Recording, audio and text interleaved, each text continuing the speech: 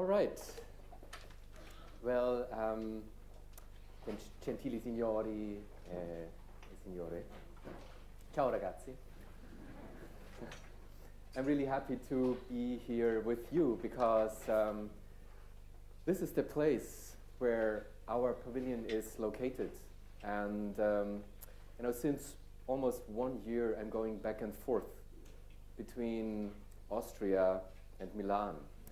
And I've had the pleasure to meet an incredible bunch of people here in Milan because I decided not to stay at a hotel all the time, but moving with Airbnb from different places because I wanted to meet you.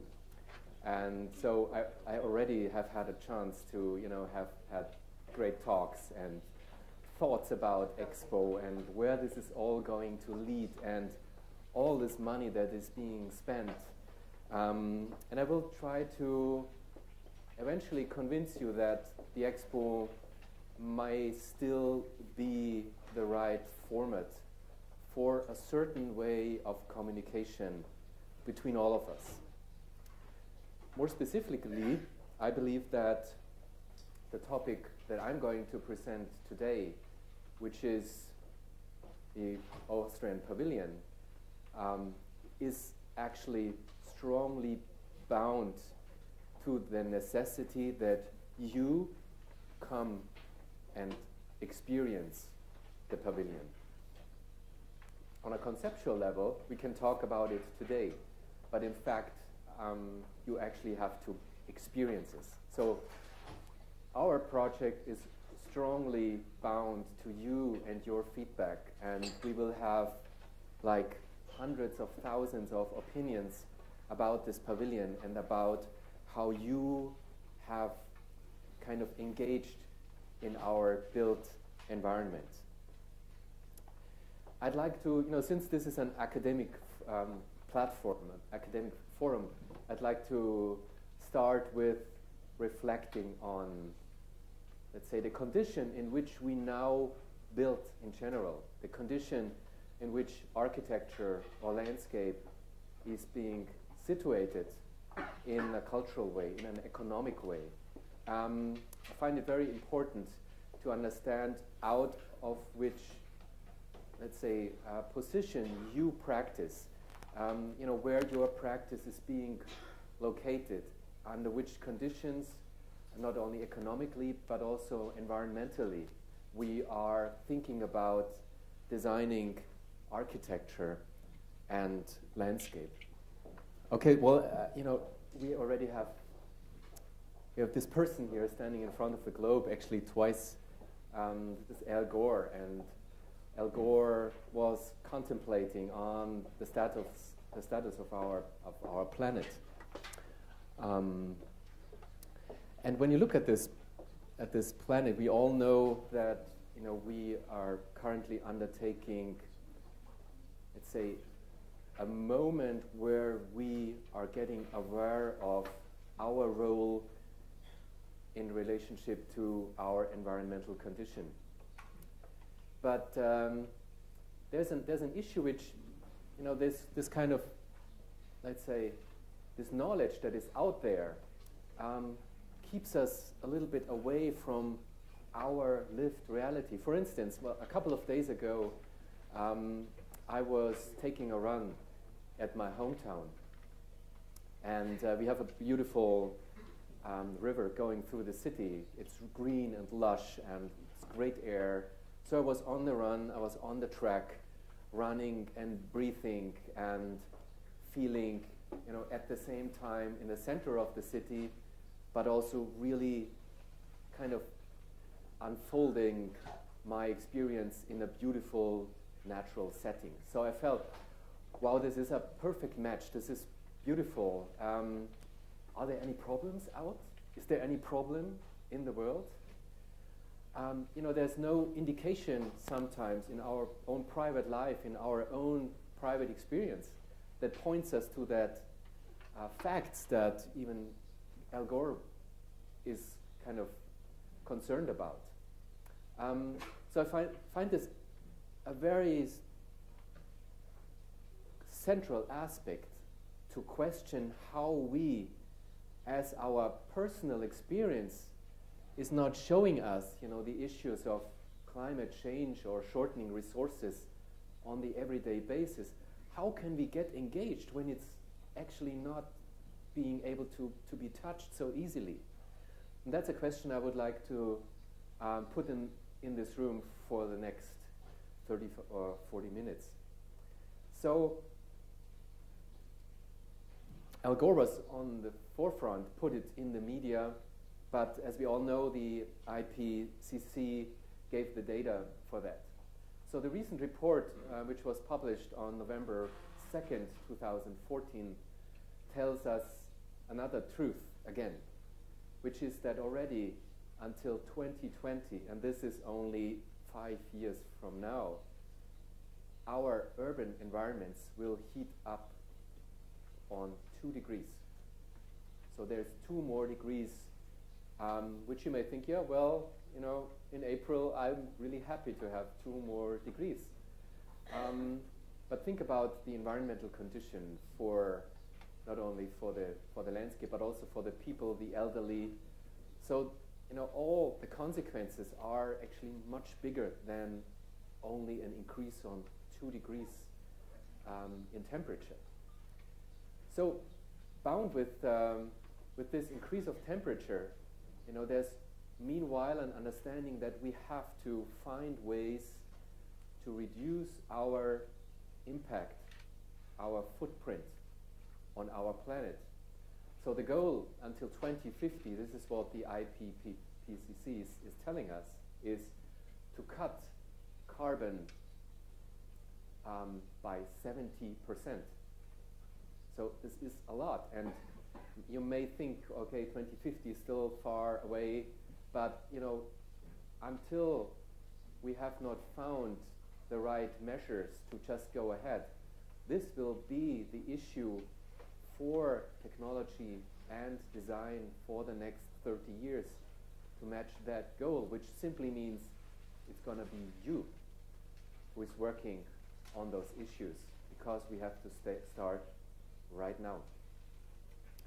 So how did we get there? How was it that suddenly we are waking up since at least 2007, which was the publishing date of the 4th report, and suddenly everything has been on the media. How did we actually get there when we now find ourselves in a situation where we know that with the changing conditions on our planet, our energy resources, food, the material resources, economy, society, but also our culture will be impacted by those changes.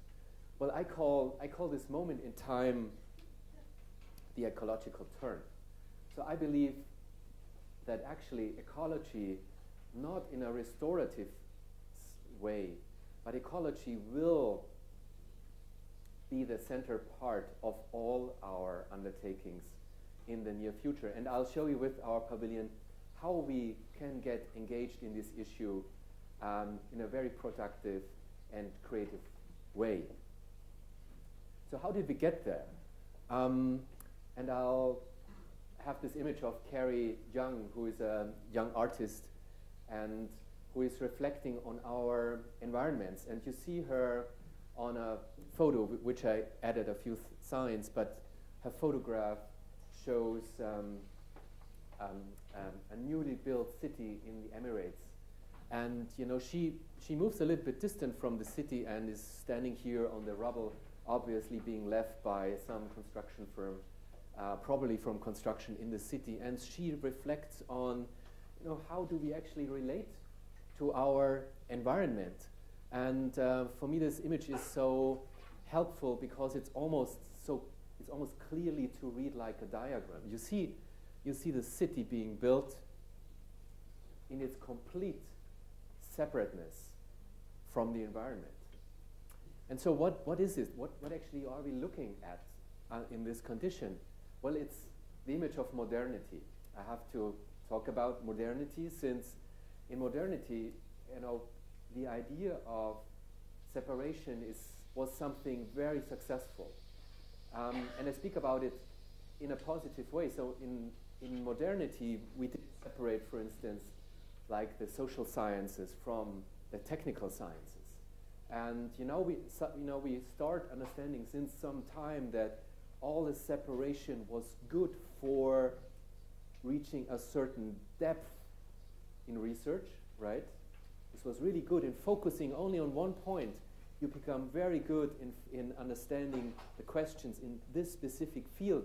But what we now start increasingly to understand is that with the missing connection to related fields, we of course miss to understand the essential relationship that we all live in between, in this case, of course, culture and the environment.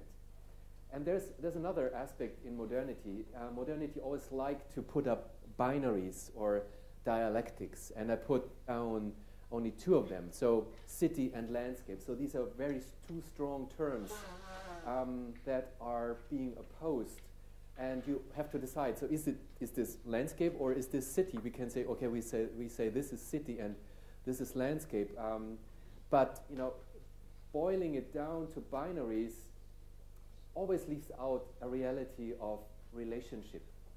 When you have terms like culture and nature, right, like the rational and the irrational,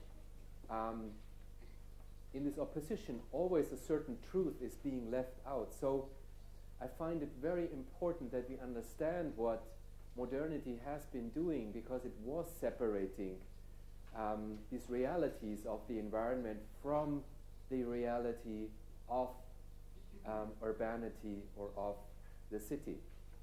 So the question is, well, how to relate? How do we get there? How can we improve on that? And I brought a diagram of ours that we use to understand on which levels we actually perceive our environment or our reality. And you see on this diagram two notions, macro and micro.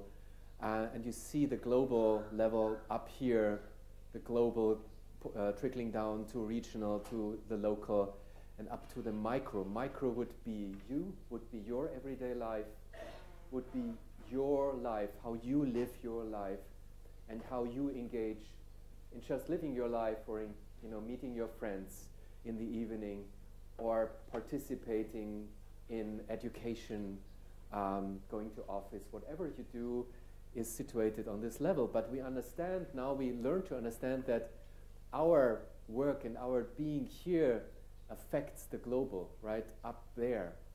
And the other way around, now we understand that on a global scale, for instance, climate change, right, will have to affect us, and it does already in some way. So there is a living relationship which we very often miss out, because it's so difficult to bring these two extreme scales together. On the one side, it's, whoa, climate change, this is so big, what can I do? This is impossible to relate to that. And on the other side, it's, what am I going to do? Is there anything I can do on this big issue? And the answer is yes. Yes, we can.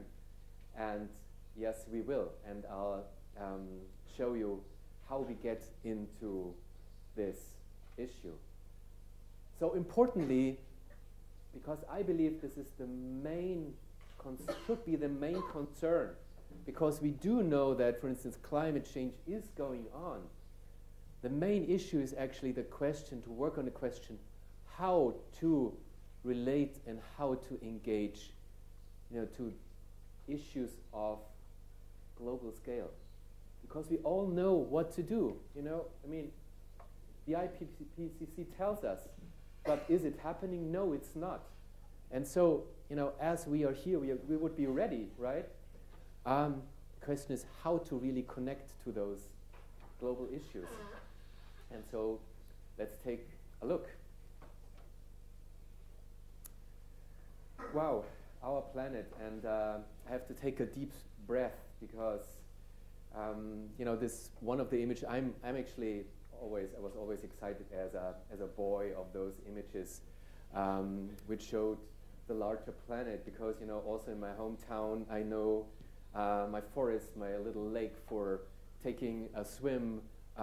So the first visit on a larger scale was through images. My dad was following the astronauts, and I always got the images to see, and so I think I stuck with that in a certain way. But again, we are here on the global scale, but I think even on this scale you see this very fragile issue of atmosphere. So this is actually the thickness of our atmosphere on our planet. And I mean, look at it. It's really, really thin. And it's so valuable because we all are connected as we sit here right now to this layer of atmosphere, because it sustains our life. So we, for the Austrian Pavilion and for our team, we decided to make that to the topic of our competition entry for the pavilion. It was an international competition, and you may already see, since I'm talking so extensively about the background of our work, that this project was not just coming out of an idea like in 5 minutes, but no, instead, we were discussing those issues and doing research on air and the performance of landscape in nature since a couple of semesters at my institute in Graz. So we actually have done a lot of work to understand, well, are there ways to engage architecture more in environmental issues? How can we also, get beyond the borders, as we have seen before, the borders that are put up between architecture and landscape, culture and nature? How actually to connect the two. And so out of that, let's say 4 or 5 semester research and thinking and designing with our students, we came up with this competition entry where we decided, well, air is the #1 nourishment or food for us, because we can live for a couple of days without actually food from the landscape, but we cannot live without 5 minutes of our life without air. So air for us is perfect because it connects us to the global scale, and I believe it is very important to understand that we, as we live here, as we unfold our life, we participate in this global reality that we all share. So it's also a sharing and connecting experience. We share it with all other people on this planet. We share this situation that sustains all of us. And here, it's again you who comes into play. And I love this image because you see the breath that creates this cloud. And as you all know how clouds look like, you all are professional cloud watchers, I'm sure, on the beach. You see that this shape of this little cloud is very close to an actual huge cloud which you can observe in the sky. And again, this shows us, we participate in this huge metabolism of our planet. Breathing actually, in a small way, changes our environment. So it's really you participating in the issue of climate and climate change.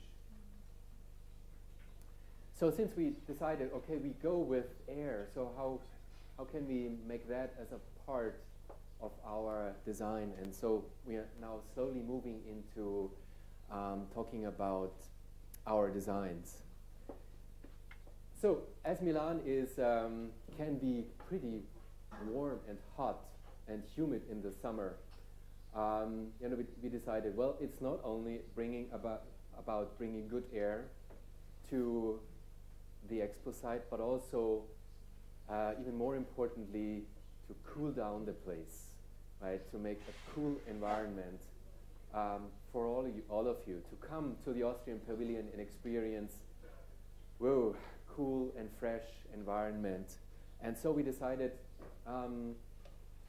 to first put up the expectations on the pavilion before we started actually designing it. And so the expectation would be that we would like to cool the pavilion for about 5 to 7 degrees Celsius. And that is the equivalent of, let's say, a 3-hectare forest, which has a temperature difference from the outside to the inside of about 5 to 7 degrees Celsius. So let's say what a true forest is doing, right? Cooling down in the center the environment for about 5 to 7 degrees. We said, you know, we want to have the same performance of our pavilion as this 3-hectare forest is actually doing it. And I have to talk a little bit about performance later. And so the idea was, okay, we want to have that result, but we have to put it into this tiny pavilion. So this is only 560 square meters. So, you know, there's a gap between this huge forest and our tiny pavilion. And this, I like this approach in that way because, you know, we didn't start designing until we have put up the goal. The goal was, you know, we would like to have that performance in that space, and at this moment we started thinking and inventing, as you will see in a moment. Importantly, and it says here again, performance, we would like to focus not on representation, on representing something, but actually to do something in the pavilion. And we we invited the plants and trees to do so, to perform, to do something. And you will see in a moment how this unfolds. But let me guide you through the form-finding process of our pavilion now in a moment. So, as I just said, instead of building architecture and, let's say, putting content in it, like the best firms you have, right? The best products of Austria. So we decided, no, we wouldn't like to go that path, but instead, you know, make actually no exhibition as such, but build a pavilion that is doing something in itself, which is, you know, producing oxygen, producing a great climate, allowing you to smell this environment. So basically, it turned out that the pavilion itself will be our exhibition on the site.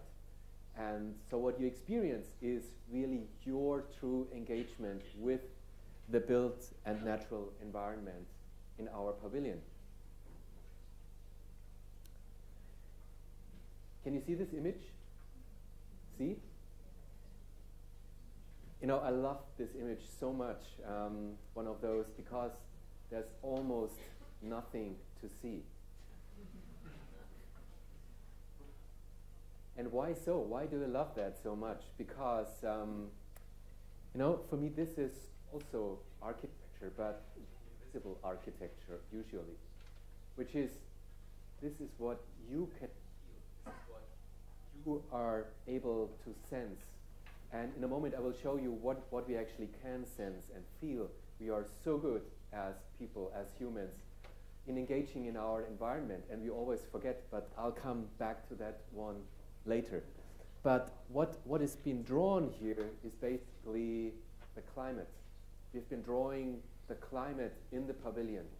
So we decided, you know, there's something in the pavilion that creates certain small microclimates, maybe here in this part, and over there it might even smell differently. So we decided to draw it, to try to draw it. And this is what came out, like a drawing that is almost not to see.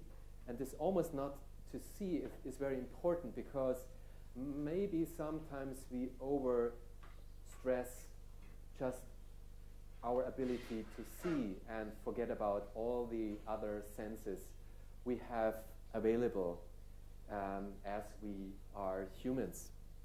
So as this is the goal, this is how you get there.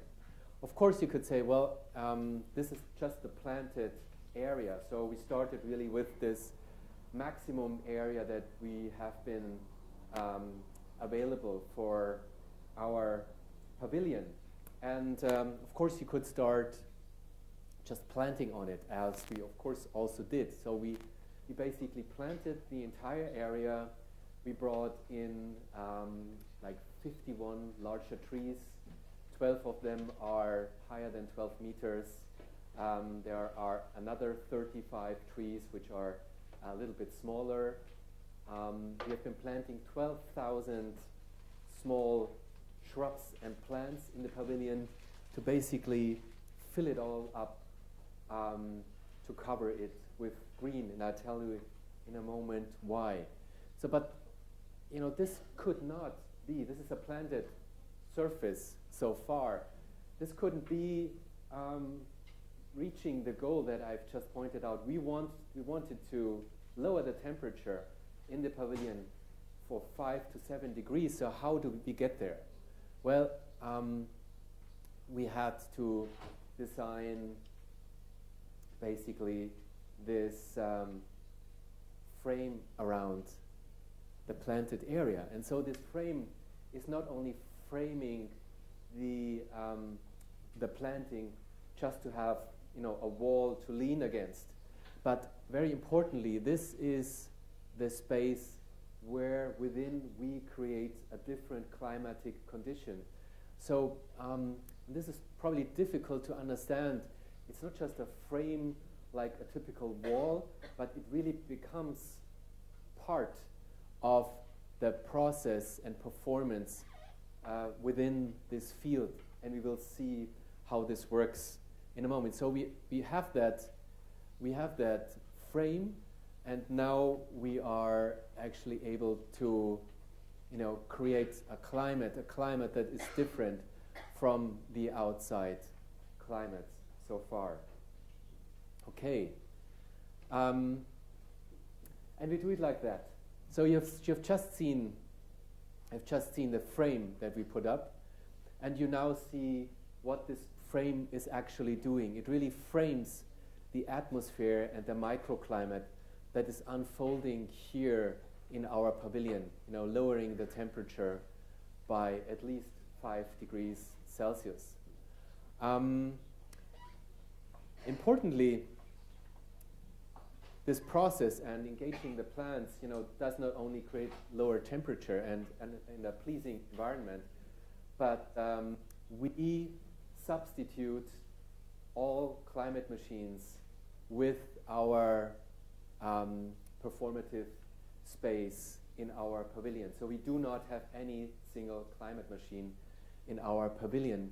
And I'll show you how this works, because this is quite different from just having a nice environment and substituting climate machines, as you all want to have, you know, a mellow temperature environment when you go there.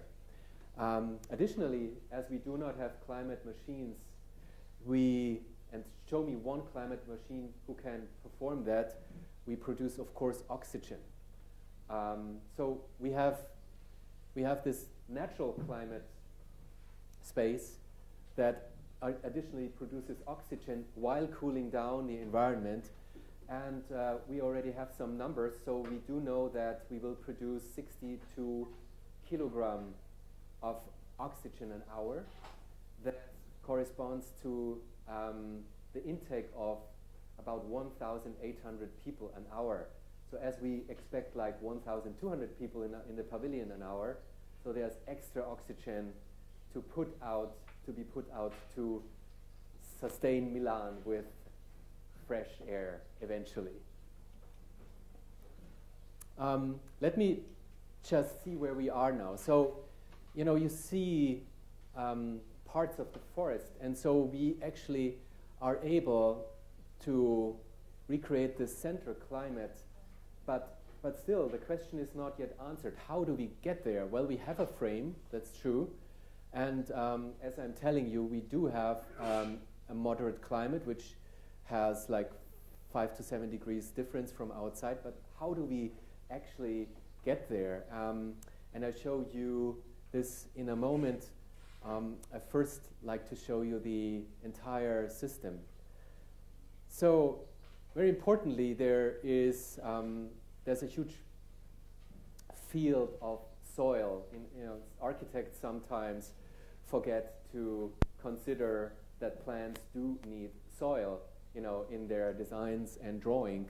And of course, as we not only plant plants for visual pleasure, but really for performing something, which is doing a climate performance.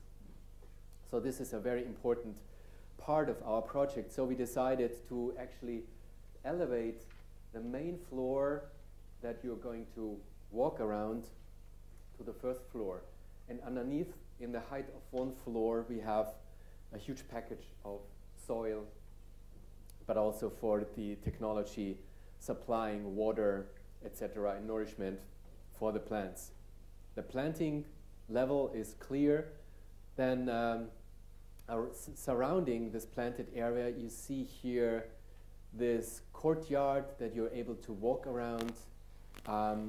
We have a bar where you can get some food, and again, not to forget this, we have here the frame that actually conditions the space to allow it to become climate active.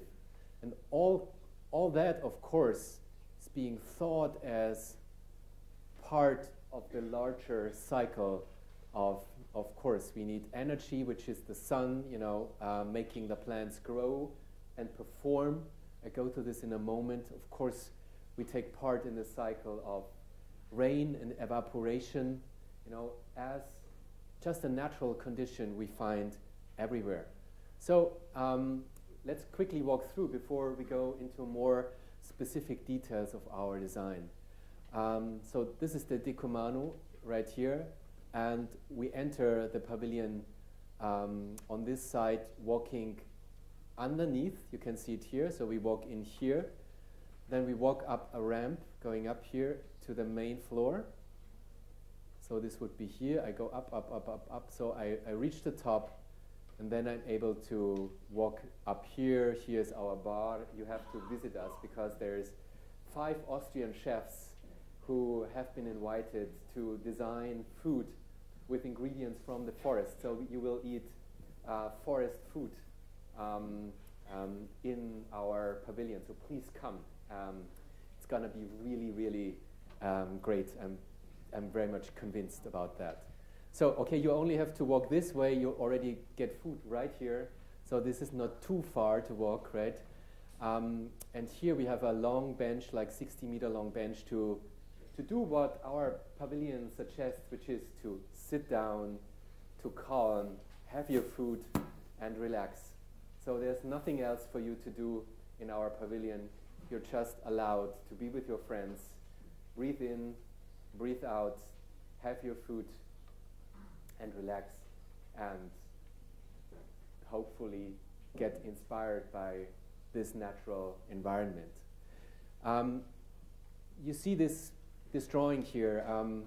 You see how important also in terms of, as you are a specialist, how important the vegetation is also in our drawing. So each tree really stands for a specific species, and I've had, of course, many students and assistants doing all these drawings, but I find it very important that even on the drawing side, you give the same attention to the natural sphere than to the built sphere, right? So even in the drawing, we'd like to take this as seriously as the building part. So as my background is being an architect on the one side, but also being a landscape architect on the other side, so I always tried to not be just a landscape architect or just an architect, but really to think these two spheres together, which I find also important to express that on a drawing level. So when we walk through, you get in, you get up, and you can already sense in the drawing that you're very close to the plants. You're even able to touch them and to go close and see each individual leaf. But again, you are in this big space when you enter here. And again, you will be able to walk up here and walk in between all those different trees. So when you see different trees here, we didn't select them randomly, but we recreated 12 Austrian ecotypes of forest landscapes, which means, you know, there's so many different ecological areas in Austria, so we decided to take 12 of them and recreated them in different areas. So this would be one, there's a second one, there's a third one, and ongoing. So and you will be able, you don't have to be a biologist to understand this. You will be able to experience it with your own experience. You can smell it, it smells differently, it looks differently. The light that is coming in is different from one part to another. So you will see, while you walk through, you will see the difference by yourself. So you walk up on this level and you see we have technical equipment down on the ground. So actually this tree is not growing, to all architects know. This tree is not growing on the concrete right here, right? So it's actually standing behind. So please consider this in your own designs. So this is ahead and the tree is behind. So we situated those spaces in between the trees in those places where there's no planting. For instance, like here, so here would be a room underneath, or here's another room underneath, there's another one here in between the plantings. So again, this is about atmosphere, and so also we try to, in the drawing, mimic the atmosphere to actually for ourselves, you know, since this is design phase, to understand what kind of environment will actually come out of that. So we started construction. This was like November. The gray skies of Milan, they're also very famous. Milan can be very gray as much as all of you start smiling, you know, as soon as the sun is coming out, which I love so much. Even when I get on the metro, right, and you guys are on the metro, and you are smiling on the metro, I know there is sunshine. There must be sunshine up there because all of you are suddenly starting smiling. But okay, but that's the true story. Is it was like a gray sky, but we started, and you see the prefabricated elements going up to create that frame that is going to frame the pavilion. But at the same time, you see this machine, so landscape construction was taking place. And maybe this was a little bit naive in the beginning of us because we felt, well, we have so much limited time for construction. We cannot just first build the building and then put the trees in. This was just impossible. But it also was almost impossible to do it at the same time, as you can imagine. But the result is actually that they managed to do it. And so while the facade was going up, landscape construction was going on, and you see the laminated timber elements that have been prefabricated and brought to the site and very easily being put down one to another, connected. So they could work on the outside, on the facade, while on the other side the interior was changing. I'd like to share this image with you. This is massive wood, so we call this like mono-material facade. It's not composed out of different materials, which is also very helpful when you want to disassemble the pavilion again, or you want to reuse the material. So it doesn't have layers to it, but it's massive. It's massive wood, but laminated to a high degree. We did paint it in silver. This is the color that you know eventually from pine shingle surfaces in Austria. So after a while, the color of the wood is changing and it's turning silver. And I like this image from an architectural point of view because you see how it connects to the sky, to the gray sky of Milan, right? But there's an experiential thing to it as an hardcore architect as you are, right? So where you can see, wow, yeah, the silver, that's a great thing. It's the right decision to paint that wood. But on the other side, you see how this changes with the blue sky. And so there are, even this very simple facade, right, has different realities to it, which I like a lot. So this looks pretty strict, right, and simple. And there are no ornaments at all. I guess that's a clear decision we made. We decided, no, we would like to focus on, remember the image before, the image this is almost not there. So we decided to focus on that, on the experience of you, on the performance, on the content, and to express that in making it very strict and allowing, right, the trees to look out on the top and to, to undergrow on the bottom, and to make you maybe curious about, hey, what's this? I really want to see this. So I have to go in, and when you are here, you can already see how, because of the lack of communicating the true content, you have to go. You have to go in and share this experience yourself. So this was one of those renderings architects do, and again, this is the entrance situation, and you see the body of our pavilion, but also you can see underneath. You're able to look inside the pavilion.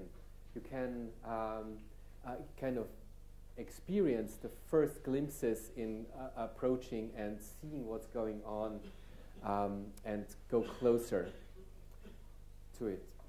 So, as this image kind of shows you the outside, there's an inside to it, and so let's take a look at this perspective we've been drawing up. So again, you see the frame. So the frame is a real true frame. It's almost like the bracket you've seen in the image in the beginning. It's bracketing the space, and again, this is part of the environment that creates this climate condition. You have to shed it off to allow this landscape to perform and to stay inside. And you see here the mounds that we have created and built, and you will see it in a moment, that take up all the plants. And here we have a new form of solar panel, which I'm showing you in a moment, being installed on top. So basically, if that is the primer condition, again, so how do we move from here, from a concrete building to there? And again, so this is our goal. We would like to allow you to sense our pavilion. So let's focus for a moment on you and your abilities to experience our pavilion. And of course, we'll do this, this is like on the entrance area. When you walk in, this will be the first experience. You are in this forest environment, and you start doing the following, which is this. Maybe to breathe, right, more deliberately. Maybe to actually understand, wow, this is really different from the outside. And then, as you all are so curious people, you may start asking, why is this? And wow, where's this coming from? But before we answer those questions, I'd like to focus on our ability to, sense with closed eyes, because this is so much underestimated. And I give you just two numbers to get a little bit more into this detail. So, well, I'm an architect, but also, of course, I'm an academic on the one side, but on the other side, I'm a runner also. And so I'm many, but just being an architect or an academic, let's focus on this, right? So you all know this. Your ability to rationally understand a certain situation. So when I turn here, I understand the situation in looking and digesting this information rationally. And as this number says here, rationally, we as humans are enabled to process 16 informations a second. So you understand why a movie has like 24 to 26 images a second, because this is too much to rationally digest, and that's how a movie starts actually moving, and you do not see the individual images anymore, because it's beyond 16 images. So a movie actually knows about this number. But we forget always about this. So our body is enabled to process a second 4 million informations. So we think this is our reality, right? So we think, we are in charge of our life or our body. I'm not so much convinced about that anymore when I look at that number, right? So, look at this. 4 million informations a second that are being processed by us, and this talks about the unconscious. So you're not even gonna know about it because it's just happening. And it's about the sensual experience. So consider yourself as one of the most enabled species to experience your environment much further than you can rationally digest your information. So this is to all architects, right, and engineers, and I'm one of them as, of course, as well. But the reality of all of our life is going far beyond this self-consciousness and our rational experience of our environment. So our suggestion for our pavilion is to actually do it all, not only focus on information which you can process with 16 informations a second, but send you through the pavilion and send you home having experienced on 4 million informations a second. I guess that is something that brings you in your entirety to our pavilion. Okay, again, we are here, and we understand maybe this image differently. It's not something that you have to experience rationally. When you look at it, right, you're still trying to maybe understand this image rationally, but you may start thinking about feeling this image, right? How this would feel. Have you an idea how this feels? Can you sense it? Can you think about situations in the landscape you may have sensed this before?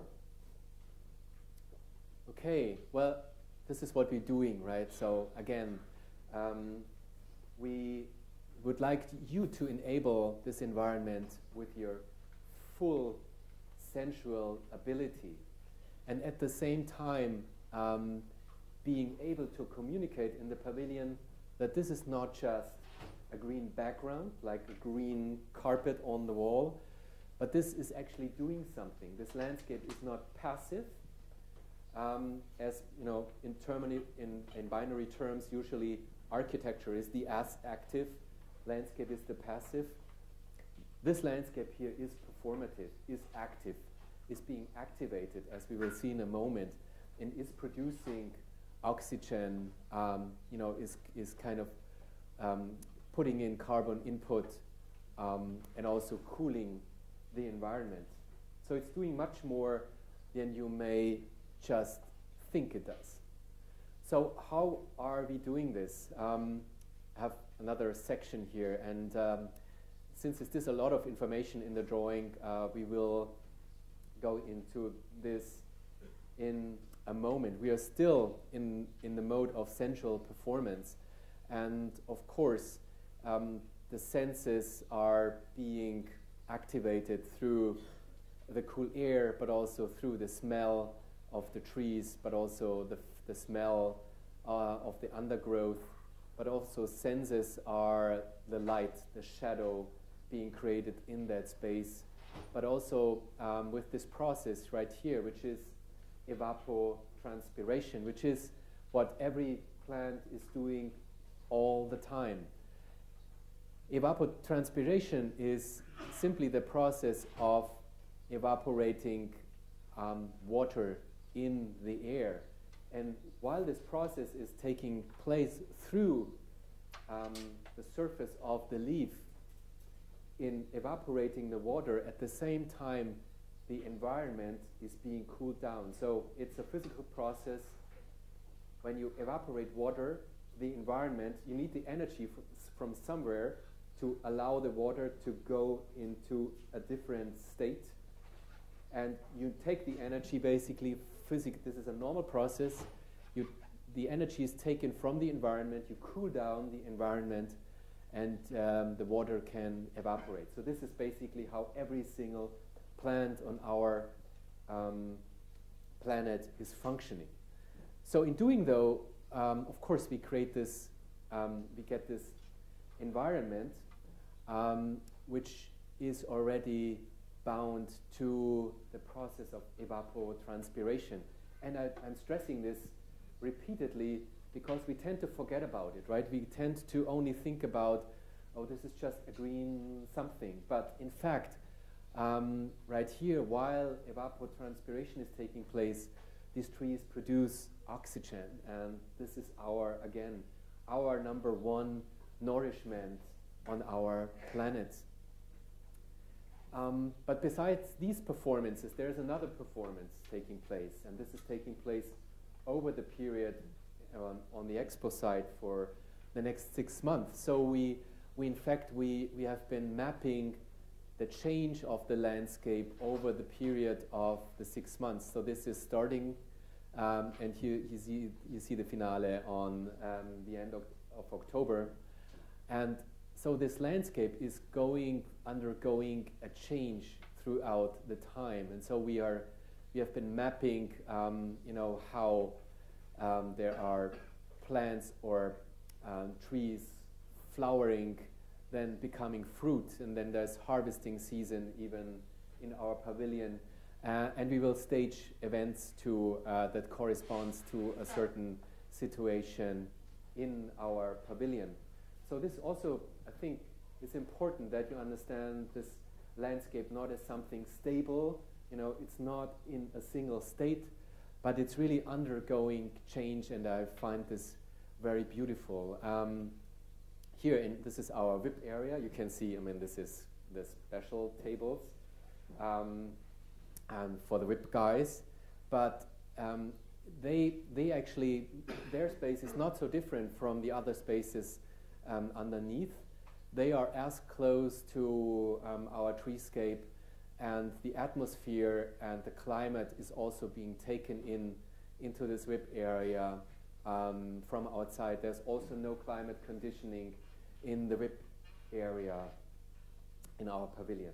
Okay, so I was talking about ecosystems before, and again, in the pavilion, in our courtyard, we have created a different set of ecosystems that, and you can even sense it in our rendering, creates different lighting conditions eventually, right? Creates different colors or atmospheres. And with this image, you also probably start understanding why this is being kept in the dark. It's probably not being as dark as on this image now because there's more light, more natural light, but we kept the surfaces in dark to really put the landscape on center stage. And you will see it in the images coming in a moment how this is going to work. But again, it's a place for your senses for sensual perception. You're able to be very close to the plants, to your experience. You're able to sit down or lay down and just be with the landscape for the time that you are in this garden. So there's a process from those images, from those renderings to the real site, right? And so we had to understand, how do we get this idea, because this is still the drawing. I mean, you can see we do have a sense of what we want to reach here in terms of designing that landscape. But how do we actually get there? So we did it like that, right? So we got out in the field and we selected individual plants. So this is just a contemplative moment where my colleagues and friends, together with the guy from the nursery, was thinking about where do we get the next tree. You know, there's this kind of grape oak tree, and there must be someone, and it has to be 12 meters, and it has to sit on this spot. And I tell you, you never find that tree that you are expecting to find. And that was, I think, also a beautiful experience, because we actually deal with living materials here. And so it's a beautiful process to compare your expectation, you know, in a drawing with the reality, and you know, on a tree nursery. But in the end, I think we found not the tree that we imagined, but even the more beautiful ones, and that makes us very happy. Yeah. So that's the reality then, going back on the site. And you know, this is one of the trees. It weighs around like 2 to 3 tons, and this is not one of the larger ones, but you see that a tree actually needs roots, and that's another reality we have to consider. So we are not taking trees from the forest, but all those trees have been conditioned beforehand to being transplanted, right?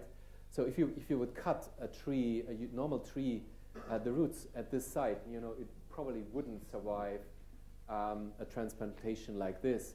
So, but for these trees coming out of the tree nursery, they have been conditioned over years in cutting the trees. This sounds like, you know, this is like painful, but the tree was over several years conditioned to live with a confined space of roots in that size, so in order to be able to transplant them. And believe me, they are now, all of them are now really happy again in their environment.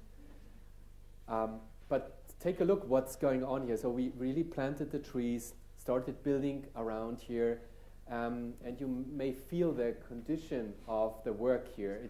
It's highly technical, right? We need technical equipment, and I show you deliberately images that are showing, like, let's say, the cultural dimension, the architectural dimension of dealing with this plant material. Late night, right? So we already started in November working late. That's why we are finished right now. And look at the serious gaze of the guys, right? But this is, you see the moving equipment here. So this is real, this is construction. So this is not just landscaping, but construction. And I like to see it very close to architecture also in that regard. So for me personally, there's no difference between building material, and in the US there's a great notion, very simple notion, which is plant material. But plant also in the US is considered a material, and I like it in the sense of understanding it as design material, right? As something you can design with it and use it as a material which is in a living condition, has the ability to smell, unleash smell, right? And other qualities we have been talking about. But look at this. We really move, the tree has settled, right? But you see a highly technical environment. And I find this as disturbing, eventually, this may be for you, for me, this is one of the main aspects of our pavilion. We are not going back to nature, which is, we are not recreating just a natural condition, but we try to bring a natural performance into the sphere of culture or architecture, right? So we not only can deal with those realities that we have to stabilize, the mounts, but we understand that maybe, this ideal image of untouched nature is good for the mountains, but for an urban environment, maybe it is totally okay, even more than okay, to really think about architectural engagement of all the materials you have here. And it even goes further. So I'm sure for some of you this is like, no, this is not nature anymore. And I would tell you, yes, you're so right. This is not nature anymore. When you follow the IPCC, and this might even be more disturbing, the IPCC is telling us there's no nature on this planet anymore. There's only landscape left because we have touched basically every single place on our planet. And so the pavilion, I think, also tries to kind of, put up a discussion on, is nature just bound and left to the last remaining sites, or are we really able to not make a distinction between nature and culture anymore, but now understand it as a possibility to engage in it and to start constructing with it, designing with it. And let me just move on and show you how this landscape starts actually to unfold, and how it actually starts to live. So again, you see the techniques. This is just soil. This is rich soil, the best ground, to grow plants. And you see the technique.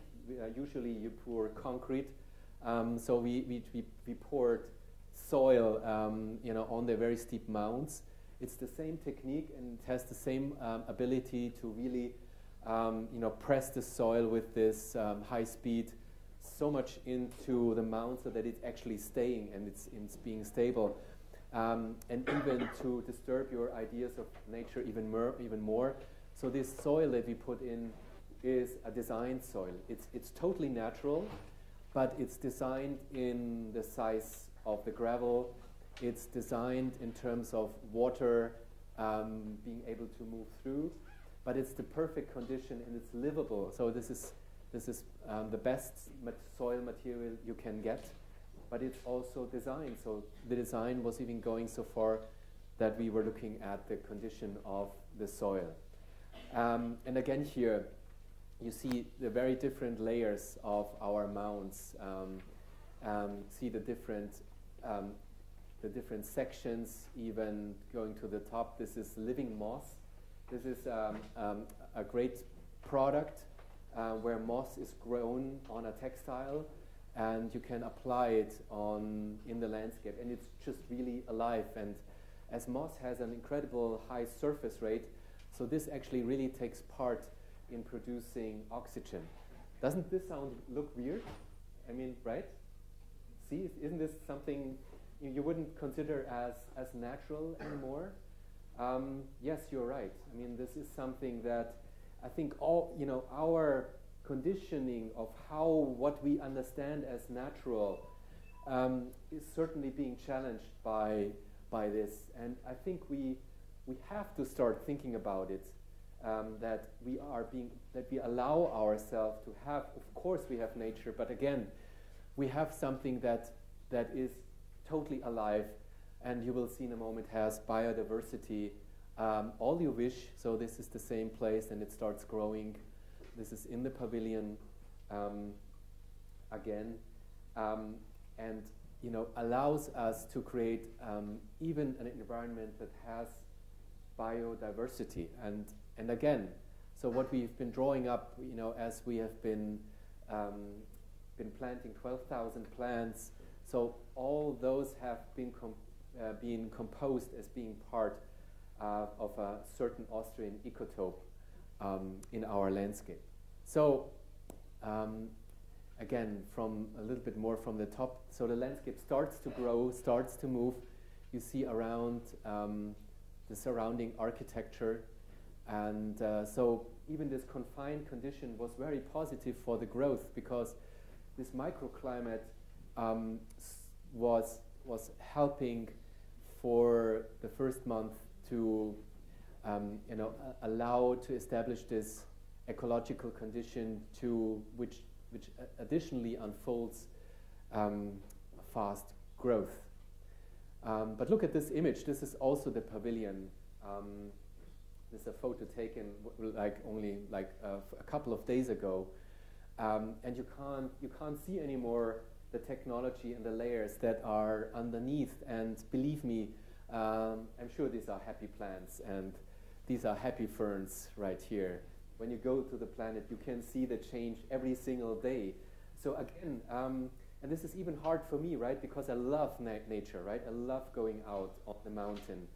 But do we really want to confine natural performance to the rest of the world that is intact, that is okay? And do we accept that our cities are just kind of consuming oxygen? Or may we think that architecture can incorporate natural performance in such a way that we can think that as becoming part of our urban environments? I'm just putting out that question. So I'd like to put up the third and last, let's say, group or topic that I'm going to talk about. And this is the merging of the different spheres in our life. Again, there's the sphere of culture, it's architecture, it's the urban, it's the city, right? And we think, okay, we are okay with the conditions of the city because on the weekend, right, we can go to the beach, right, or we can go to the lake or to the mountains. But, think about that. Wouldn't it be great if a city of the future is giving us conditions in our urban environment or in our buildings that are as beautiful as we experience it in the mountain? I mean, you think, this is totally impossible, right? I mean, my mountain experience, you never recreate that. But look at this little tiny image.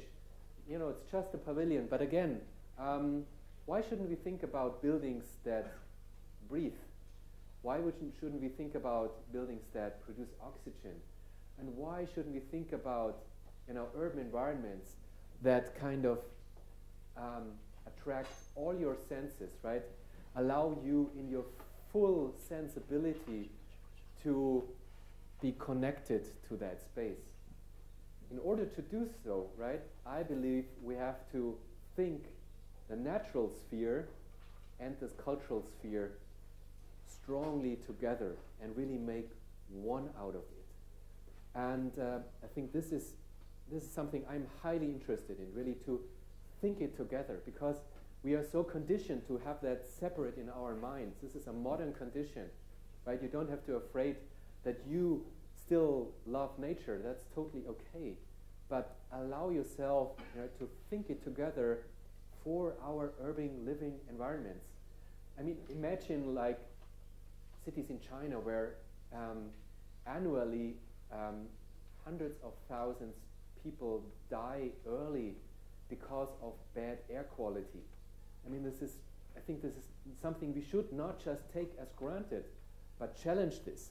I mean, think about how would it be if a city like Beijing would not consume oxygen, but produce oxygen? I mean, we should allow ourselves at least to think it, right? And then you guys and me, in the next 30 years, we're going to work on that. I think that's totally doable, even if it's just a small pavilion, but I'll show where this is actually going to lead. So when you start thinking the technosphere and natural sphere together, there's even more to come out of that. And one example, and I'm really happy to have that in our pavilion, is this product. It's a It's a brand new product. It's a brand new solar cell, photovoltaic cell, and it's highly inspired by natural performance. So I would say that this technical product is doing exactly what is missing in architecture, to get inspired by natural performance, and you can call it, mimicry or bionic. These are terms being used where people are being inspired by natural in performance. I believe that this is so far, in terms of performance, not aesthetics, but performance, neglected in architecture. And I think this is a huge sphere. So, but just to give you an idea, because I'm showing this to you, so this solar cell is doing the following. It does not have any silicium anymore in it, so it's much easier to produce it, and you spend much less energy, but even more. This process mimics the photosynthesis of the leaves. So it turns like it's kind of adopts a similar strategy to the leaves, and it's the first cell that produces, basically, is doing technical photosynthesis. And it's doing this by this color that you see. They have different colors, and it could even be blueberry juice, right?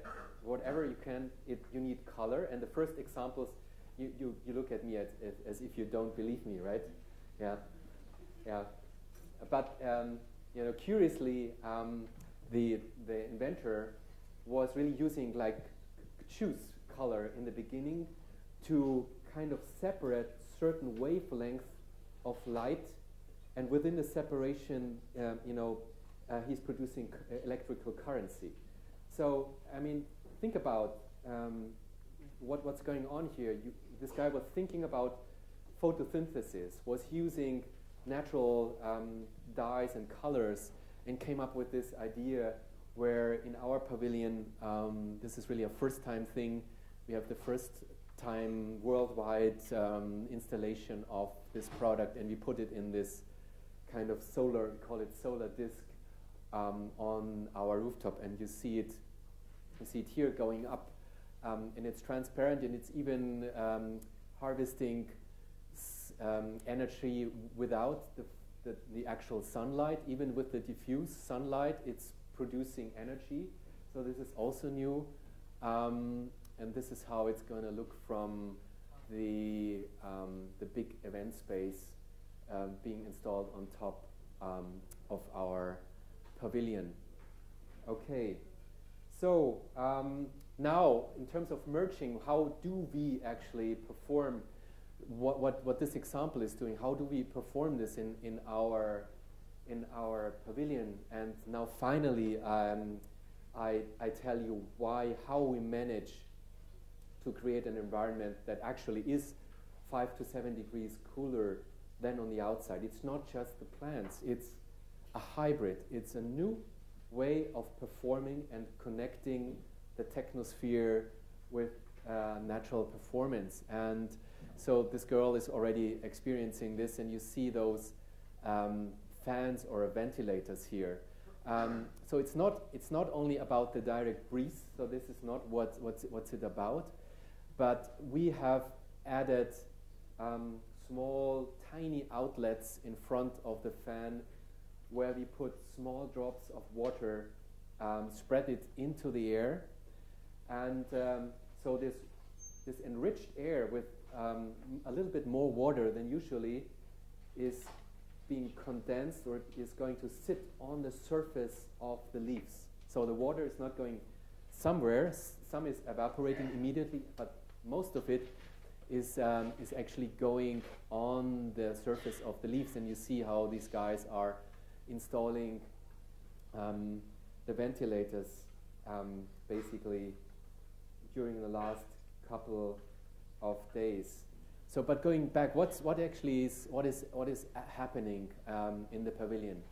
So, we created a hybrid between the natural performance of the tree and the technical performance of our ventilators. So we spray in the water. The water is going to sit on the leaf surface, and then again, from the leaf surface, the water is going to transpirate, evapotranspirate, is becoming, going into a different state and creates the difference in temperature. So there are two things which we have to consider here. The landscape itself wouldn't be able to cool down this environment, but also when you take off all the plants, the ventilators would also not be able to do it by themselves, because you need the following. You need the surface of the leaves, which becomes like wet, and from this surface you are able to evaporate slowly and deliberately into the atmosphere. And this combination, this hybrid, right, this hybridized situation between the technical process in the landscape environment creates, let's say, that performance that we were looking in the first place to cool down the environment 5 to 7 degrees. And listen to the following. So in our landscape, which has a surface area of 560 square meters, we have a leaf surface, so we calculated the leaves together. We have a leaf surface of 43,200 square meters.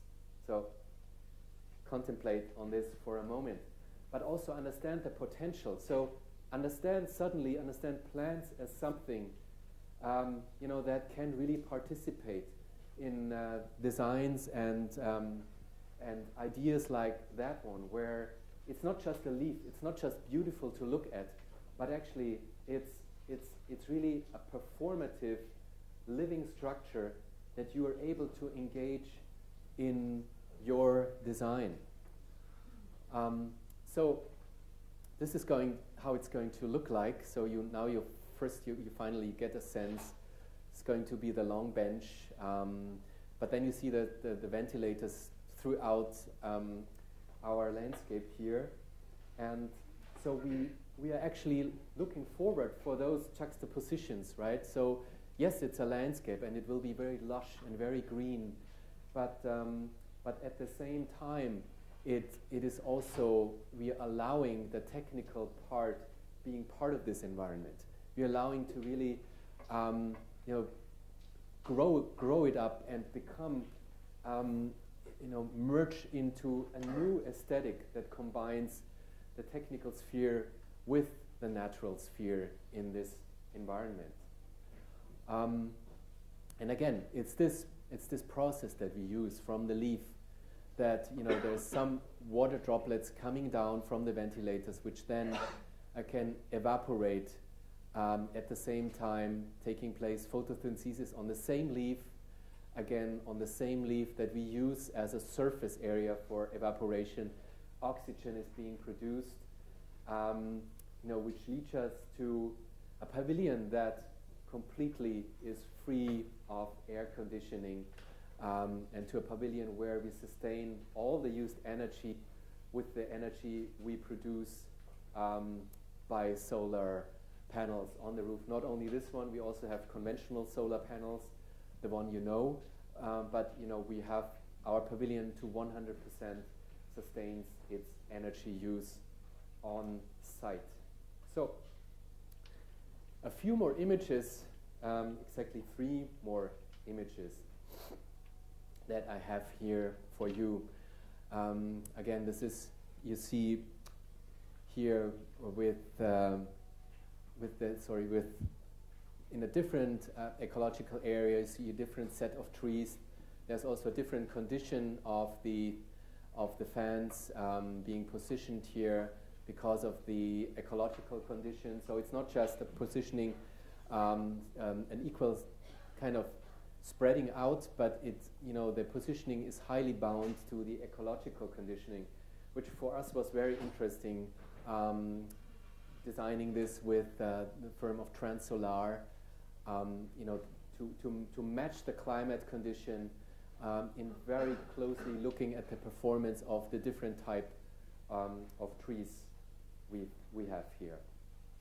Okay, another view. So this is the ground floor On the bottom you would stand here. This is the bar area. You can have your drink designed from ingredients from the woods, or your little dessert. Put it here and rest and look into the forest, which is going to cool you down, where at the same time, you know, this body of vegetation is producing the climate, the oxygen, and a good condition for you to feel safe and comfortable in our pavilion. And so the last image that I'm going to show you now is this, and I'd like to share with you that, of course, this is one of my team members. This is Bernhard. This is a project that is not being designed by a single person. This would be not possible because we have touched so many different topics and spheres, and bringing in so many different specialists. But our team, which is Team Breathe.Austria, is the team, as I said, from individuals who have been working with the topic since a couple of semesters, coming up with this idea. We have one big wish, which is that this idea, and we will take it or handle this as an open source, will inspire you and others to come up with similar ideas or other ideas how a performance like we are suggesting may change our urban environments for the future, and allow us again to understand our urban environments not only as a place for cultural production, but maybe also as a place for production of even livable or living environments at the same time. And I think it's time also for Milan to engage in those issues, right? Talking about your air quality at some time. So I wish you Respira Milano. Thank you for having me here.